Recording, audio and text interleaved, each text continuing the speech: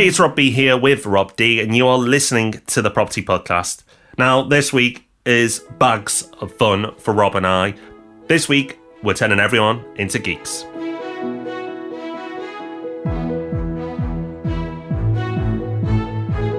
Welcome to the Property Podcast, where every Thursday morning, property investors come to be informed and inspired. And yes, this week it's Christmas in August for Rob and me. We are talking tech with friend of the podcast, Chris Ryder. We've had him on the show before, and we had to get him back to talk about some of the really mind-blowing things he's doing with technology to help him run his business. So this is a conversation that's guaranteed to inspire you. And make sure you stick around to the end for Hub Extra, where we've got not just one, but two tools that you can use to start giving your life a bit of a tech upgrade. We've shared quite a few news stories in recent months about new mortgage products, about more choice, about lower rates. This week though, Rob, a bit of a reversal of that. Yes, so if you've not been regularly listening to the podcast, a quick update. The long-term trend with mortgages and the rates were going down. Even when interest rates had risen, rates were going down because of the competition. The mortgage market and the amount of players in it was red hot, and everybody wanted a piece of the pie. But then we had lockdown and not much happened at all. And now we're coming out of lockdown and mortgage products are returning. That is the good news. And there seems to be a reasonable amount of choice. But what's interesting is that the rates being offered aren't that attractive compared to what they were a few months ago. Don't get me wrong, they're still pretty low. But considering interest rates have come down, the products and the cost of them have gone up.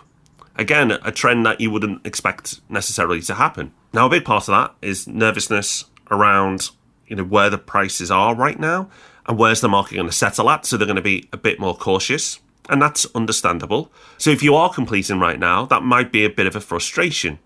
Don't get me wrong, compared to the overall bigger picture of mortgage products, rates are still very low. But if you were comparing it to a few months ago, not as attractive. But you have to remember, if you are completing now, you do have the benefit of that stamp duty cut, so it's not all bad news. But Rob, you've been speaking to someone in the industry, and they believe that while it may have initially begun as caution and the reason for putting rates up, the reason why it's happening now might be a bit different.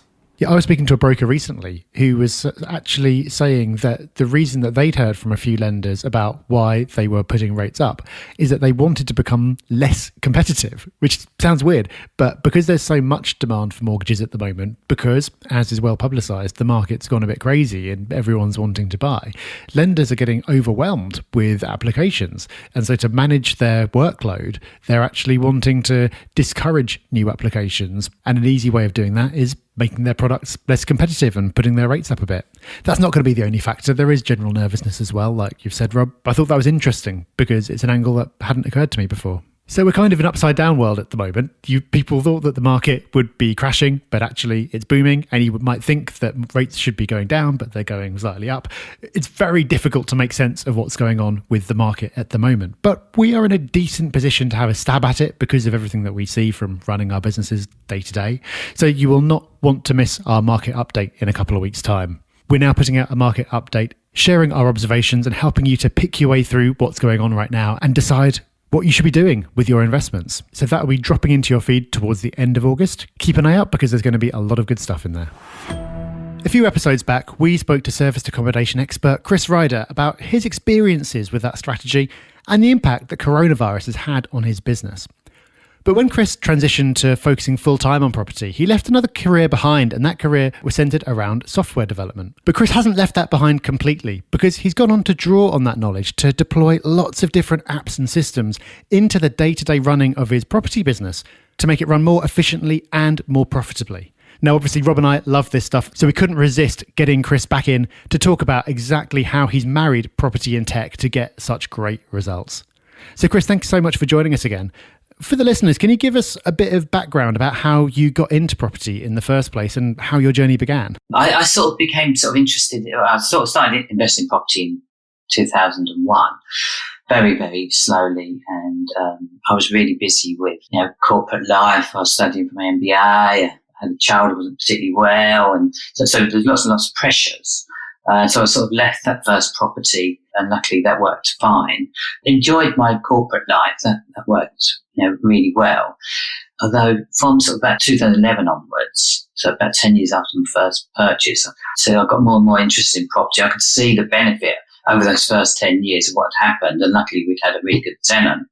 So I started investing. I bought another property in 2012 locally in St Albans. And then I wanted to have another career. I wanted a career that was for me, that the results were from my own efforts rather than sort of collective. So what's happening was the area I was working in, we as a company bought another company, and there was a bit of a conflict between the technology I was working on. So I knew that there'd be an opportunity, hopefully, to leave with a package. So that's what I managed to do. So in 2015, when I left corporate life, it had sort of been part of a bit of a plan to move into property full time. So the sort of stars aligned, and that I was able to achieve that. And so with my wife, we run. We've got sort of four separate property businesses. What did your portfolio look like at the point when you quit the day job? So by the time I'd left corporate life in 2015, I'd got some buy-to-lets sort of in St Albans, in the coast, in Thanet. I'd also started to become sort of more educated, or certainly more knowledgeable. So I started to invest in HMOs. So moved from single lets into HMOs, had some HMOs, and then started doing the sort of short-term letting as well, just on the coast. So when I left corporate life, I had sufficient income to cover my corporate income. So we've always through this tried to have a sort of a bit of a diverse portfolio. And this was the point where you started to see all your knowledge, skills and experience in software development and project management complement your property investment strategy. With my software background, we've actually turned a lot of our buy-to-lets into service accommodation. Not them all, but the majority. So that sort of works well. So the systems and processes we've got will so automatically, it sends text messages to guests, it sends emails to guests, communicates to the cleaners, it turns the heating on and off automatically. So if a guest is due in at, say, 3:00 in the afternoon, the heating will come on at 1:00 in the afternoon, so that the apartment's warm for people. And I've also connected a pricing engine, or sometimes known as dynamic pricing. So what this does is it looks in the local area at what's happening supply and demand wise, and it sets our prices, changes our prices every single day. So if you go back sort of 10 years, that type of capability would have just been too expensive for an SME. The price of that has come down. I mean, we still have to buy a license per property for that type of capability, but it's hugely powerful. And it's hugely powerful because it sort of takes an element of judgment away. So within the pricing engine, you can set an average price of what you're aiming for. So, for instance, you might say, okay, for this apartment, we would normally rent it out at, say, £110 a night. You would also set a minimum pricing, so the pricing would never go below that. So so in this instance, say £80 a night, and then you set an upper limit of, say £300 a night.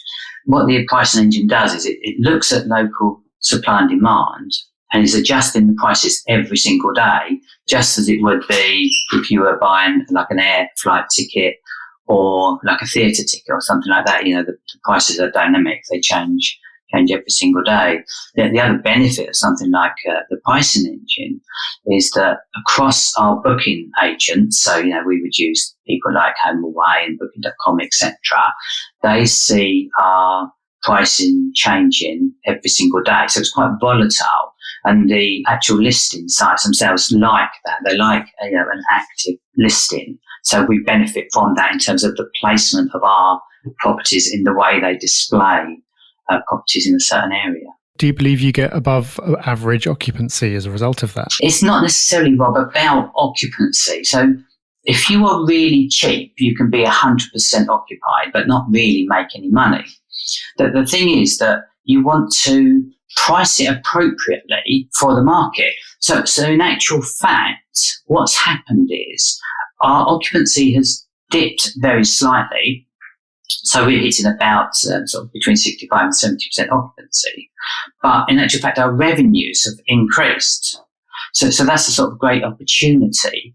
So if we wanted to, say, lower our prices, we might increase our occupancy, but you might not necessarily make any more money.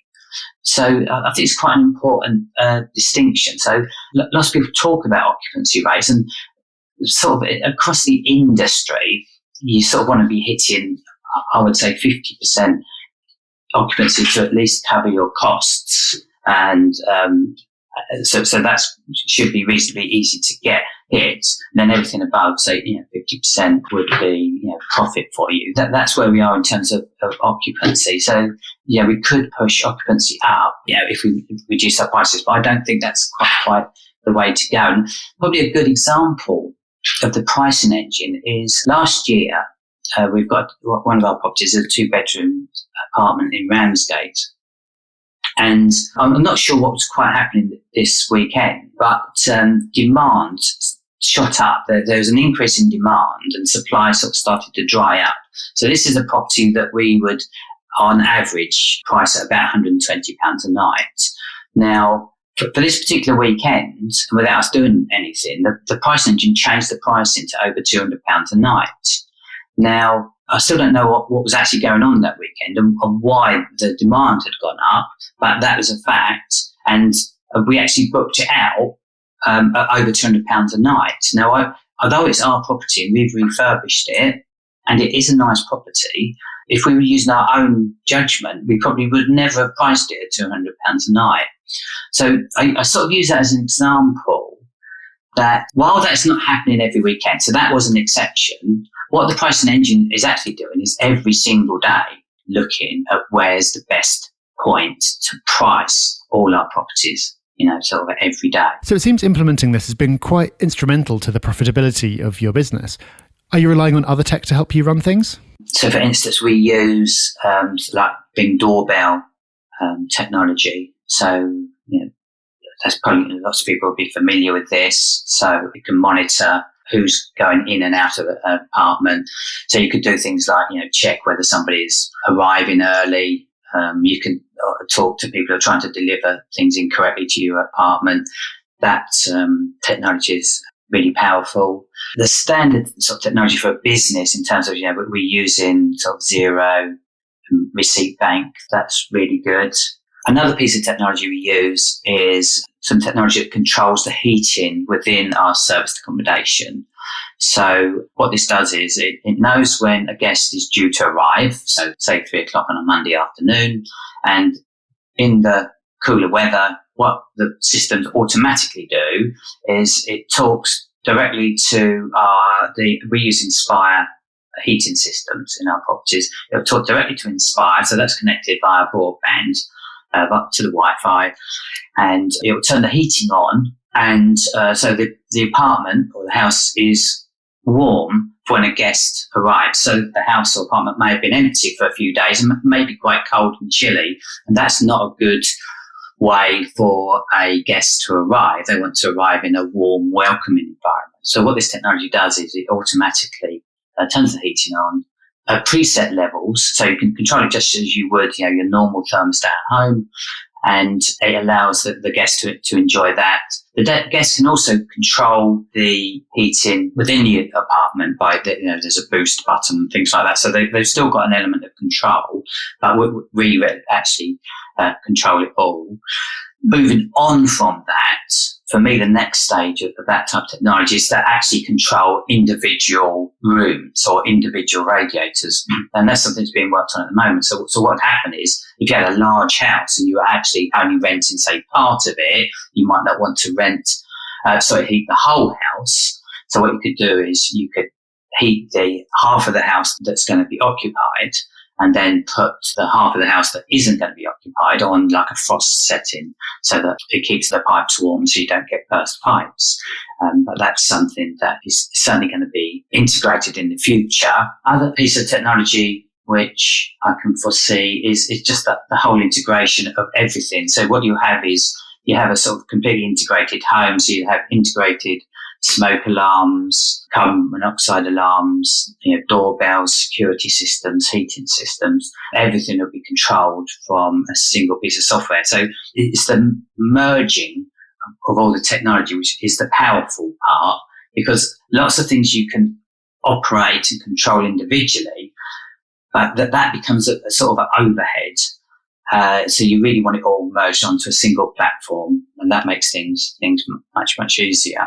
But the other thing is with things like the heating software, you can actually monitor usage. So you can see if the guest is putting the heating on, say, overnight or turning it off. All that can be completely controlled, as well as, if you haven't got a combi boiler, you can control the hot water heating as well. So that's all very interesting.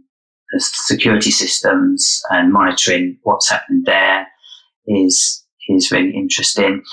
Our overall systems take all the communication with the online travel agents, so OTAs. So the synchronization of calendars is really important for service accommodation. So if you have a booking, say on Home Away, say for a week, the first week of June, it's really important that booking is booked out then on all your other places that you market and advertise, as duplicate bookings are something that you really want to avoid, because it's a real headache trying to manage a duplicate booking. So things like synchronization of calendars across online travel agents is really important.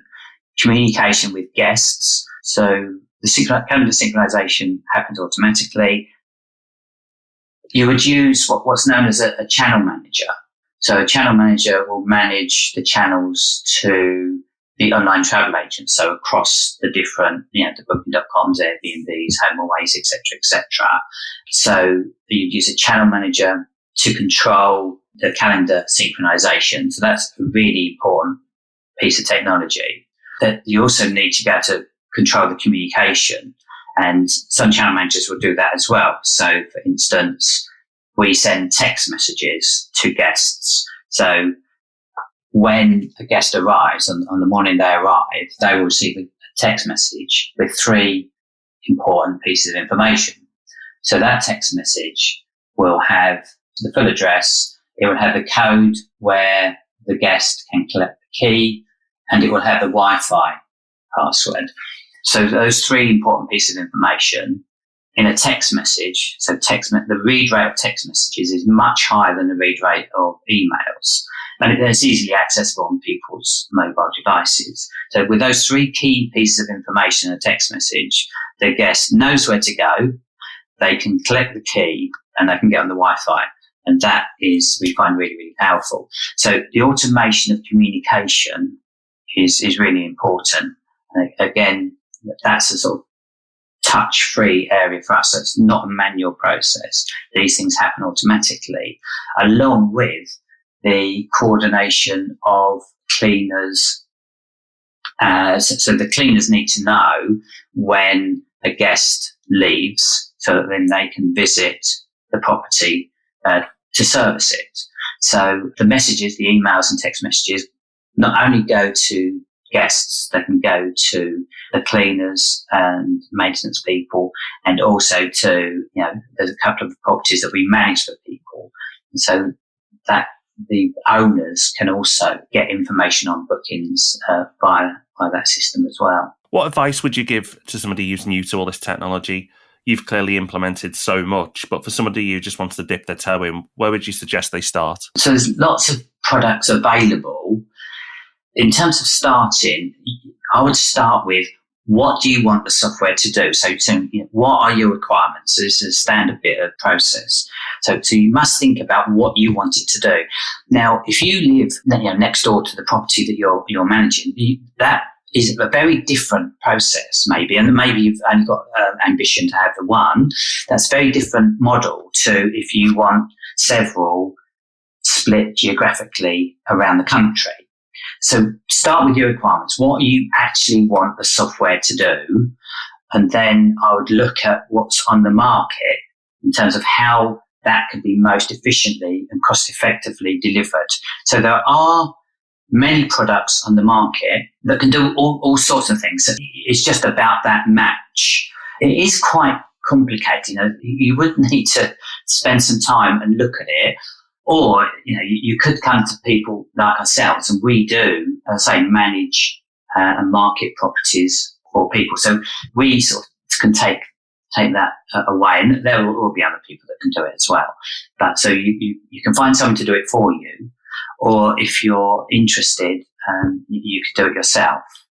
Chris, how much of an outlier are you? How many other people are using technology to the same kind of extent you are? Is it like a basic requirement for getting into this game now, or are you still at the leading edge of this? I would say there are a lot of people. There are quite a few people that are involved in service accommodation. It's a popular strategy.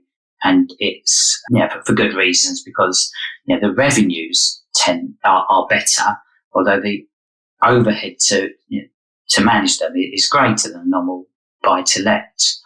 So that there are people doing it. I don't know many people that are doing it to the degree that we are in terms of some of the technology that we've implemented and where we want to take it. So there definitely are competitors that will take properties off of people. Say if you've got a buy-to-let in Bradford, they will take that on and manage it or market it. I suppose being in this market, you think everybody's doing it, so we deal a lot with lots of other people that are doing it. But I don't know many people that have implemented the software to the degree that we have. So maybe slightly, we've got a bit of an edge. But at the end of the day, if you've got one property and you live next door to it, you might just be happy to turn the heating on yourself. And so the capability to automatically do that, it might not be so important. And what friction or pain points remain that you'd like software or technology to be able to solve for you? If there are any techies listening, what should they be working on for people like you? So that's a really good question. So for me, I want our booking systems and our finance systems to talk to each other.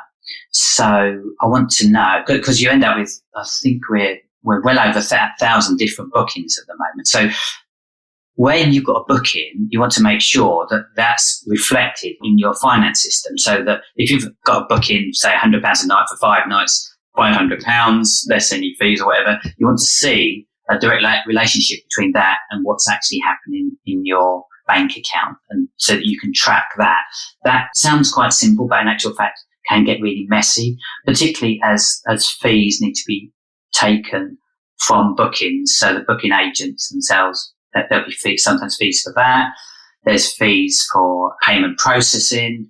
There can be fees from the channel manager. So there can be sort of different fees along the way. And so that would be something that would be really good. I think the whole integration of security systems, alarm systems, so that everything that's happening within a property can be managed from a single platform, a single piece of software, would be really good.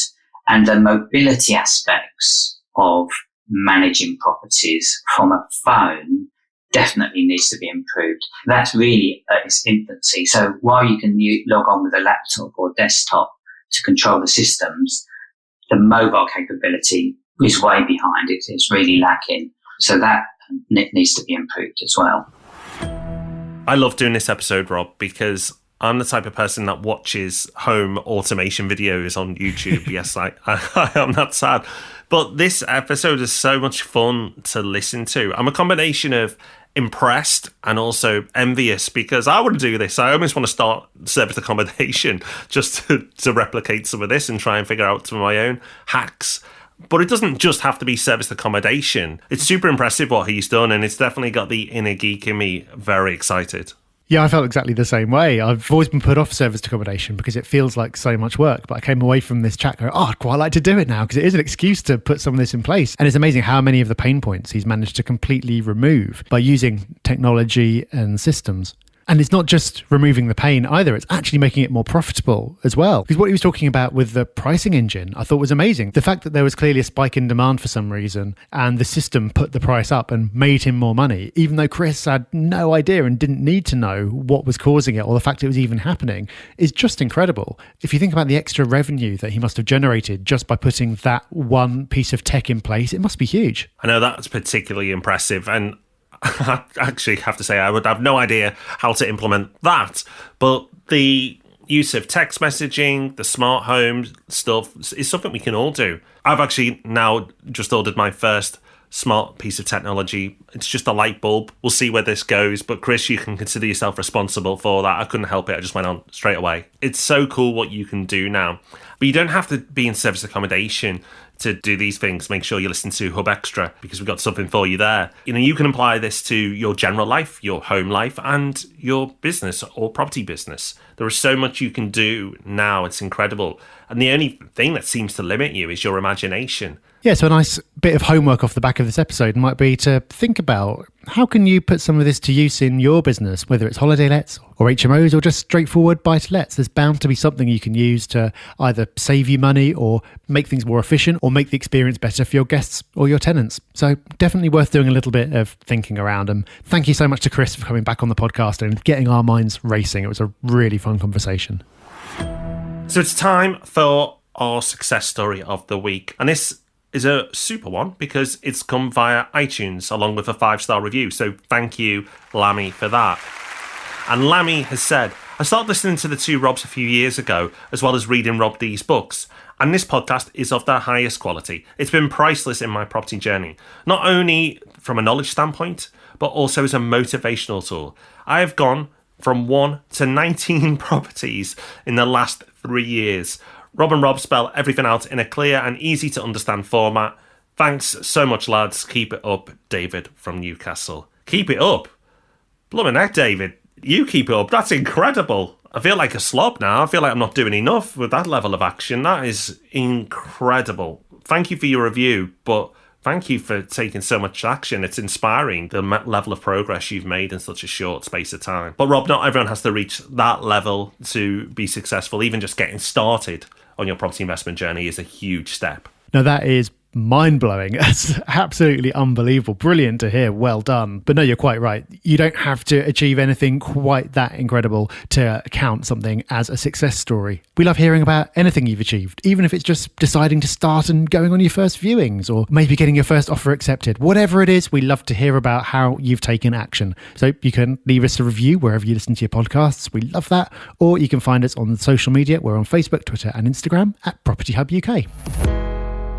So it's time for Hub Extra now, where we like to give you a little bit more. And this is all backed up by our weekly email that we intend to make the most valuable email that goes into your inbox each week. If you'd like that email, just join the Property Hub website. Completely free, no catches, and you'll get all the free courses, all the content, plus this weekly email.